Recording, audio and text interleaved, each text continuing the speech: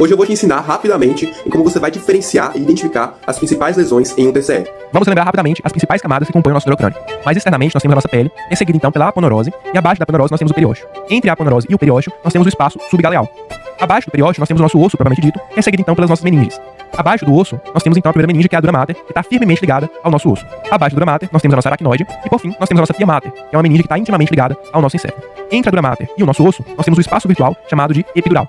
Entre a dura mater e a aracnoide, nós temos o espaço virtual, chamado de subdural. E entre a aracnoide e a pia mater, nós temos um espaço real, chamado de subaracnoide. E estes espaços são fontes, por exemplo, de hematomas que acontecem no nosso trauma. Nessa imagem, nós temos dois achados clássicos da tomografia pós-TCE. O primeiro deles é o hematoma subgaleal, que é justamente o espessamento deste tecido subcutâneo que nós observamos aqui na tomografia, devido ao hematoma no espaço subgaleal ou subaponeurôide. É aquele famoso galo. E o segundo achado muito comum é esse pneumoencéfalo, que é basicamente a presença de ar dentro do crânio, muito relacionado a fraturas cranianas. Agora nós temos a janela óssea daquele paciente, e nós observamos claramente aqui uma fratura craniana de afundamento, associada também na região occipital, é uma fratura craniana linear.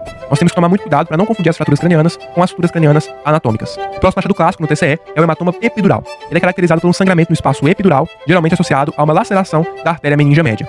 Nós encontramos então, neste tipo de hematoma, uma imagem biconvexa, hiperdensa, que não atravessa as suturas cranianas, mas que pode ultrapassar a linha média para o lado contralateral. O próximo achado comum é o hematoma subdural, ou seja, é uma imagem côncava que acompanha o contorno do crânio e não atravessa a linha média, mas que pode atravessar as suturas cranianas. Geralmente o pessoal associa ela a um formato de banana ou formato de lua crescente.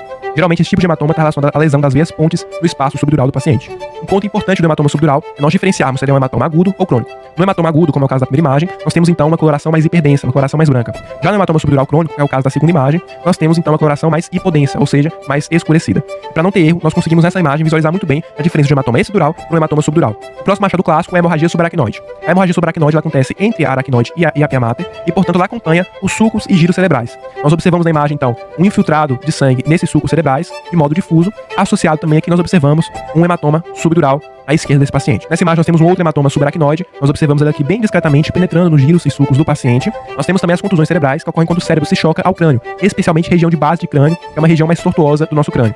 Nós temos na imagem, então, a presença de um sangramento intraparenquimatoso, bilateral, hiperdenso e com regiões mais escuras, mais hipodensas, sugestivas de edema cerebral. Por fim, nós temos uma das lesões mais graves de um TCE, que é a lesão axonal difusa. É uma lesão que, tipicamente, na tomografia e até mesmo na ressonância magnética, ela não tem achados clássicos. Ela é caracterizada, inclusive, pela ausência de achados na tomografia e uma clínica grave do paciente. O que a gente pode achar, vez ou outra, são sangramentos pontiformes na tomografia, especialmente na transição entre a substância branca e a substância cinzenta desse paciente, no tronco encefálico ou então no corpo caloso. Nós observamos nessa ressonância, por exemplo, um sangramento hiperdenso na região aqui de corpo caloso desse paciente, sugestivo de lesão axonal difusa. Se você gostou desse conteúdo e quer receber mais conteúdo como este, para continuar aumentando seu conhecimento sobre a medicina, siga médico e compartilhe nosso conteúdo com seus amigos e colegas da faculdade. Um abraço e até a próxima.